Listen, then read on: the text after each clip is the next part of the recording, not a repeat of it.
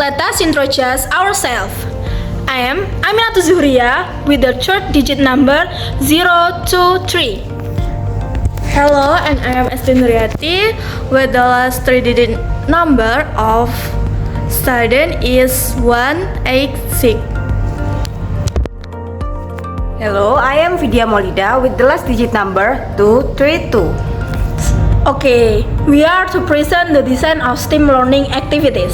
So, in this STEAM learning activity design, we took the theme of eco-print batik. Hey, did you know the Indonesian batik is recognized a UNESCO World Cultural Heritage? That's amazing! But behind this achievement, there's a serious environmental issue we need to talk about as demand for batik grows. So, that's its production. The problem is making batik requires a lot of wax, chemicals, and bleach. If the waste isn't treated properly, it can pollute rivers and soil. For example, untreated dye wastewater can harm river ecosystem. Plus, the washing process uses a huge amount of water. If this keeps going, the environmental damage will only get worse. But we can't help supporting eco-friendly batik brands or choosing natural dyes makes a difference. Small action matter. Let's preserve both our culture and the planet. STEM stands for Science, Technology, Engineering, Art, and Math. And we will use all of them to make batik that's beautiful, meaningful, and kind to the environment. First is science. We will explore how traditional batik production harms the environment, like polluting water and soil, and even risk people's health. We will also research natural dye alternative and eco-friendly techniques like eco-print. Second is technology. We will use tech to create eco-print batik design using natural materials like leaves and flowers.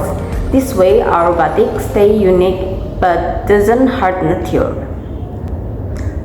3 is engineering. We will study traditional batik patterns, their shapes and cultural meaning so we can design batik that keeps its heritage but feel fresh and modern. Then art. We will analyze exciting batik motif and experiment with creative transformation. This ensures our batik stay artistic and visually stunning. And the last is math. Here, we can apply calculation like measuring materials, scaling patterns, or balancing color comparison for harmony. The problem that was related to some SDG. First, SDG number 6, clean water and sanitation. The batik industry also use chemicals that can pollute water. And second is SDGs number 12. Batik production can rough on the environment, like using toxic chemical and environment. And the last one is SDGs number 14. Chemical waste from batik can end up in rivers or ocean, messing up water ecosystem. Okay, for the next, about the lesson. Lesson title is eco-print. The topic is mathematics. For the level junior high school, grade 9, phase G, and term 1. Okay, team allocation, 2 meetings in learning. The teaching approach team solution centric. The model is project-based learning. Learning methods, investigation, discussion, and practice. Okay, after conducting a series of learning activities, the students should be identify the advantage and disadvantage of eco-print used to make batik. Propose initial solution to overcome the disadvantage of eco-print. For 3, design a eco-print batik project. And for the last, produce a prototype of an eco-print batik product. And we move to lesson timeline.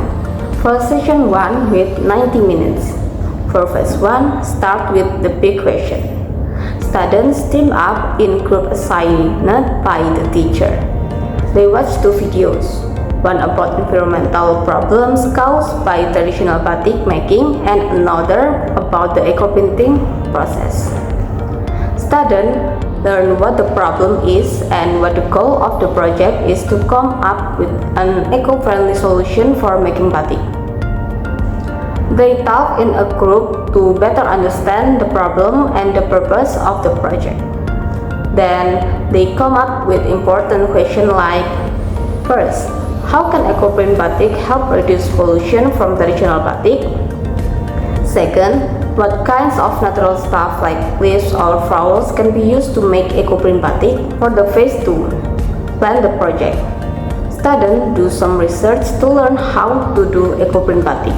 They learn things like how to get color from natural materials like flower and leaf, how to actually make eco-print batik, how to use shapes and patterns like flipping or rotating design when making batik. Students make a project plan. First, decide what they want to achieve, like making cool and eco-friendly batik. Second, list all the tools and material they will need. Third, divide up the jobs in their group, like with researching, design, making, and each. First, the student come with clear timeline for their project. For example, day 1 and day 2, they research eco-print technique and batik design. In day 3 and 4, they start make out the batik prototype. Day 6, they test and improve the prototype. Second is they list the stuff they will need and check if it's available. Third, they also set deadlines for each task. In phase 4, make a record progress. Students make their eco-print batik prototype using natural materials. They take notes, photo, or video to record what they do each step. Okay, session 2, 90 minutes. For phase 5, test the result. Students test their batik to see how good it is. They check, does the color stay after washing? Is the pattern clean and even? The fabric stay in good shape? They show their work to class and explain how they made the eco-print batik and what they test, what material they use, and how eco-friendly their solution is. They answer questions from the teacher and classmates. For phase 6, reflect and share. Students think back on their project and answer questions like, what went well? What was hard and how did we deal with it? How can we make this better next time? And they also give helpful feedback to other groups. And here is the final discussion that we discussed.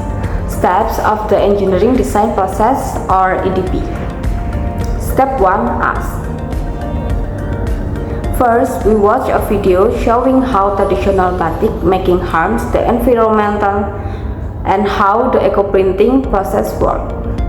Then, we talk about the problem and what we are trying to do, make batik in a way that's better for the planet. We come up with important questions to help guide the project. Step 2, research. We look up how eco-print batik is made, especially how to get color from things like flowers and leaves. We also learn how to use shapes and patterns to make cool batik design. Step 3 is imagine. We start planning what's the goal, what stuff do we need, who is doing what in the group.